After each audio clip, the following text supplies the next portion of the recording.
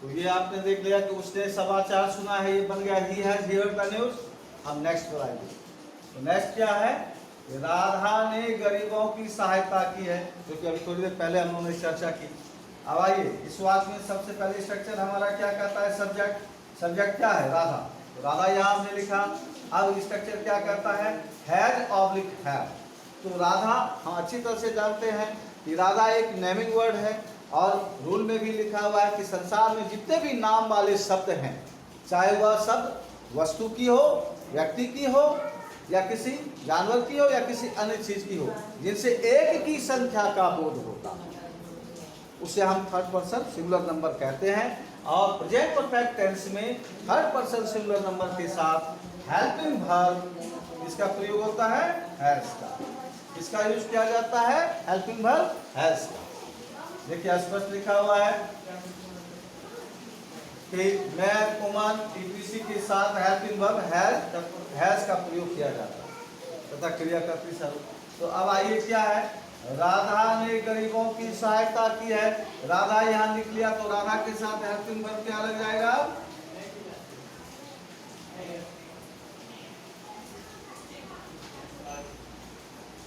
Radha has.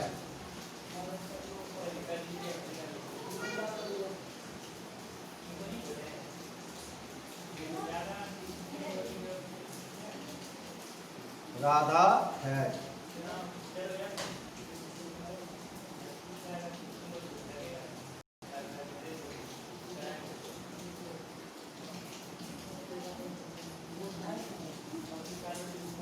Radha has हो गया। अब उसके बाद फिर क्या कहता है हमारा स्ट्रक्चर, क्रिया का तीसरा रूप। अब इसमें क्रिया खोजिए क्या है, सहायता।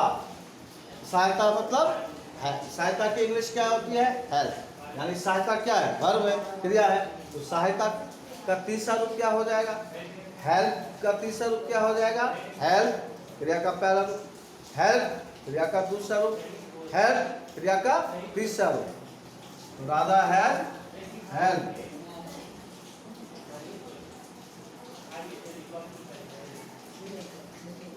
Radha has help. राधा सहायता कर चुकी है, या राधा ने सहायता की है।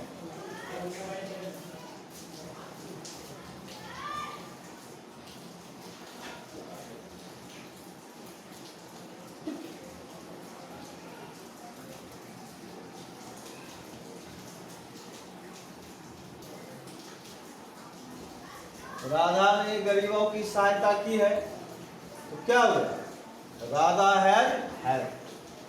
राधा ने सहायता की है, या राधा सहायता कर चुकी है। यहाँ तक तो हो गया।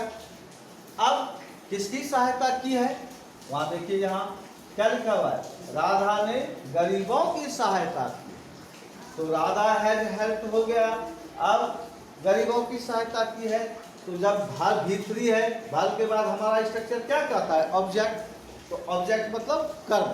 तो ऑब्जेक्ट इस वाक्य में क्या है, गरीबों की। यहाँ पर गरीबों की इंग्लिश क्या होती है,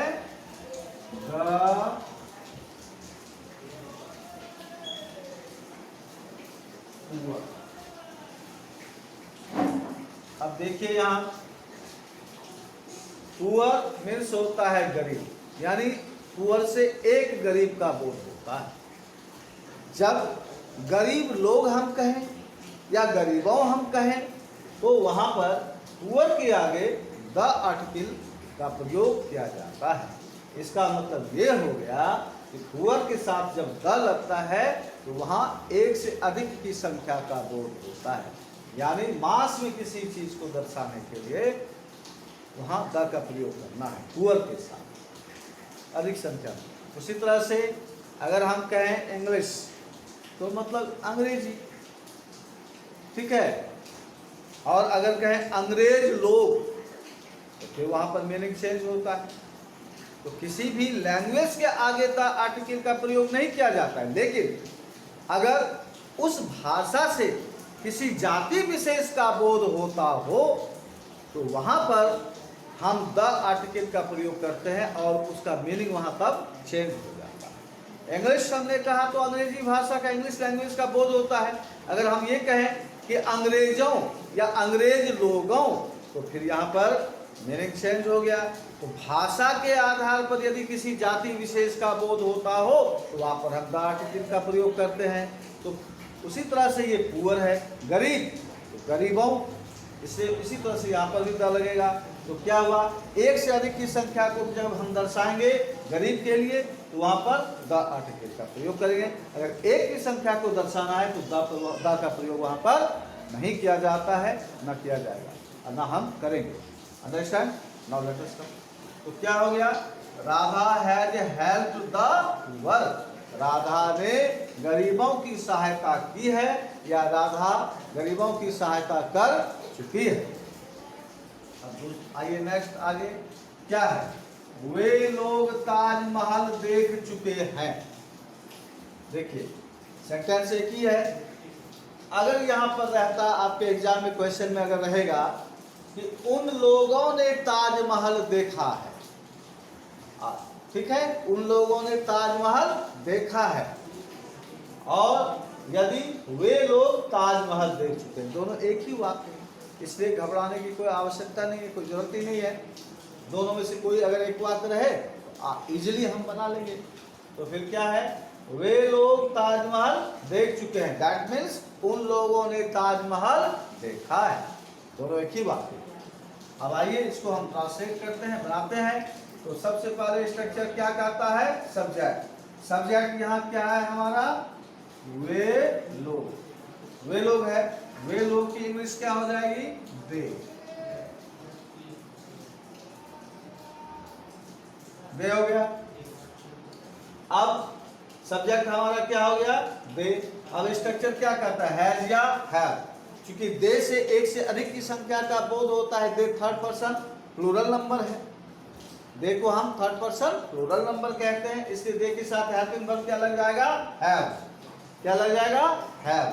तो यहाँ पर लिखेंगे दे हैव, दे हैव हो गया।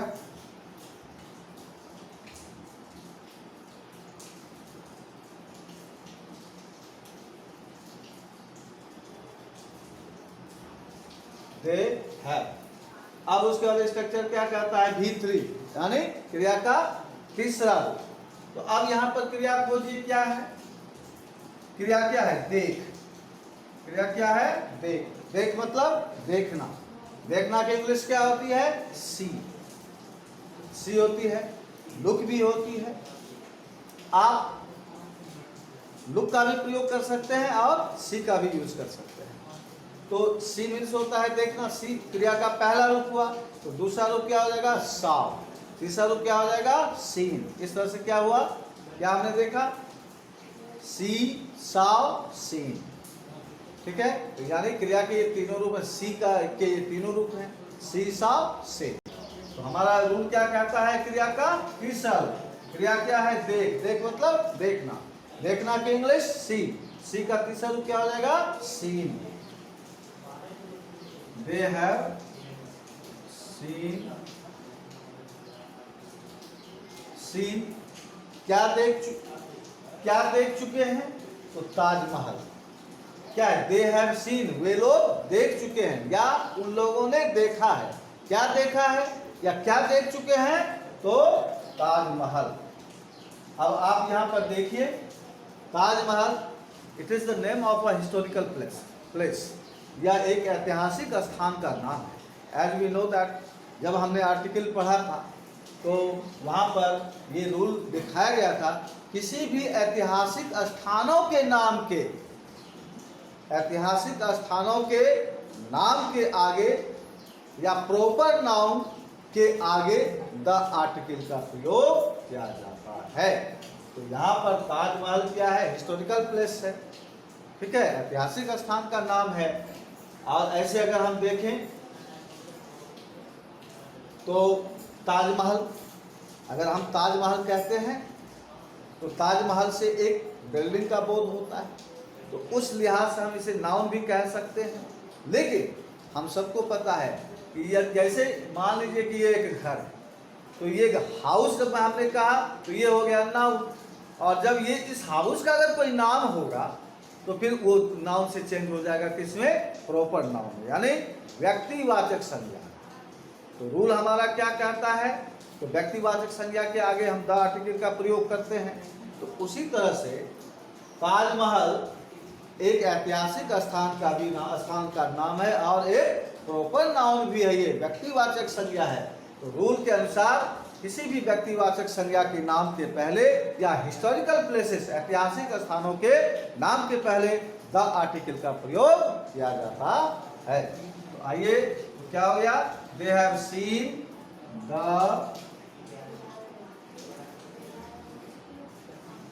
ताजमहल।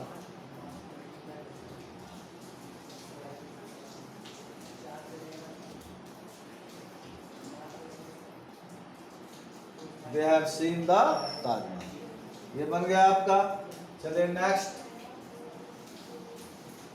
रामू नदी किनारे टहल चुका है। इस वाक्य में अब आप देखिए सब्जेक्ट स्ट्रक्चर हमारा क्या करता है, सब्जेक्ट। तो सब्जेक्ट क्या है, रामू। तो रामू को यहां लिखेंगे सब्जेक्ट के रूप में।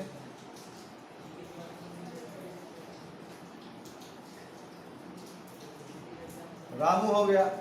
अब रामू किसी का नाम है, ये कौन पर्सन में है, थर्ड पर्सन सिंगुलर नंबर में। तो थर्ड पर्सन सिंगुलर नंबर के साथ हम क्रिया का कौन सा हेल्पिंग वर्ब यूज करते हैं, हैज। रूल हमारा क्या कहता है कि थर्ड पर्सन सिंगुलर नंबर के साथ हेल्पिंग वर्ब हैज का प्रयोग किया जाता है। तो रामू यहाँ एक थर्ड पर्सन सिंगुलर नंबर है, नेम है। तो इसके रामू के साथ हम हेल्पिंग वर्ब क्या लगाएंगे, हैज। हो गया। अब क्या करता है क्रिया का तीसरा। अब क्रिया खोजिए, इसमें क्या है, टहल। टहल, टहल मतलब टहलना। टहलना की इंग्लिश क्या होती है, वॉक। वॉक होती है, ठीक है। तो अब वॉक मीन्स टहलना होता है या सैर करना भी होता है। तो अब क्या करता है क्रिया का तीसरा रूप, वॉक का तीसरा रूप क्या हो जाएगा, वॉक, वॉक्ड, वॉक्ड। यानी वॉक में WALK में ED अगर हम लगा देंगे तो क्रिया का वो दूसरा रूप भी हो जाएगा और तीसरा रूप भी हो जाएगा। तो क्या हो गया, रामू है वॉक।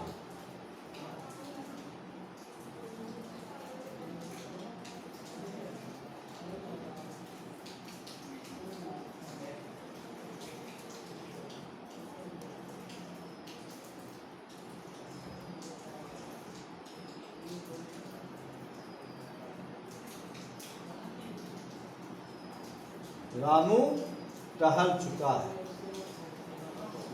ठीक है। रामू टहल चुका है, ये हमारा बन गया सब स्ट्रक्चर के आधार पर। थोड़ा सा हटा करके लिख देता हूँ ताकि समझ में आ जाए।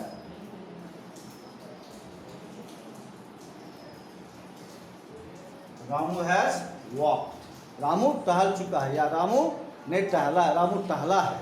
अब आइए, स्ट्रक्चर हमारा क्या करता है, V3 के बाद ऑब्जेक्ट लिखने के लिए यानी कर्म। अब इस वाक्य में देखिए बचा क्या, नदी किनारे बचा। तो नदी किनारे क्या हो गया, ऑब्जेक्ट हो गया, कर्म हो गया।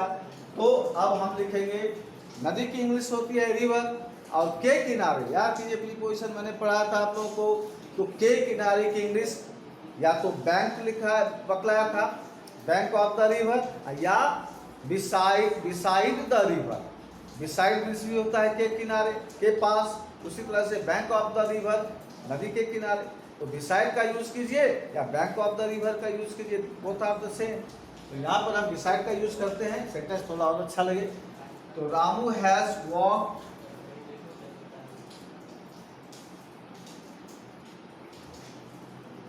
Beside the river.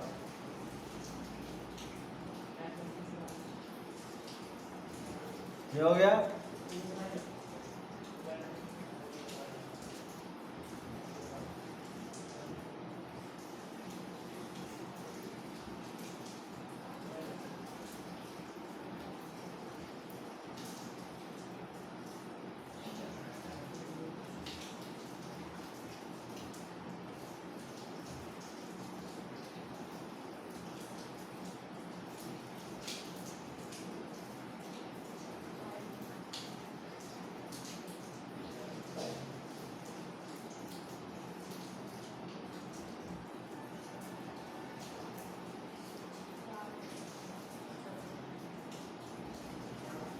बन गया।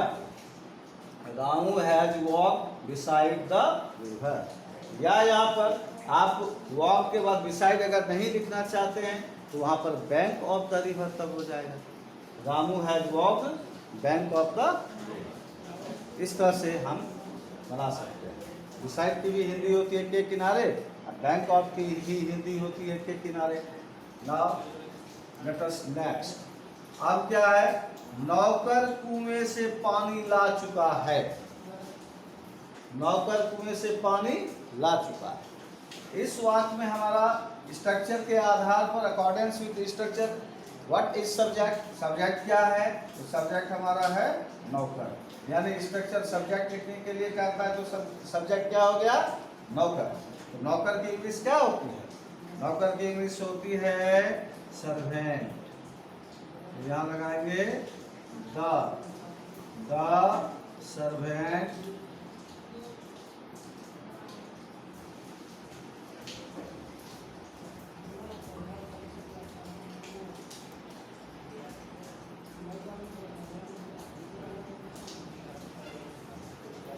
सर्वेंट हो गया।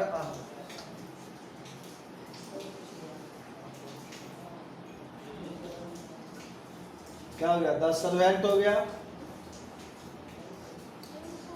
सब्जेक्ट आपका हो गया द सर्वेंट। अब क्या कहता है स्ट्रक्चर, है या है, तो सर्वेंट नौकर, यानी एक का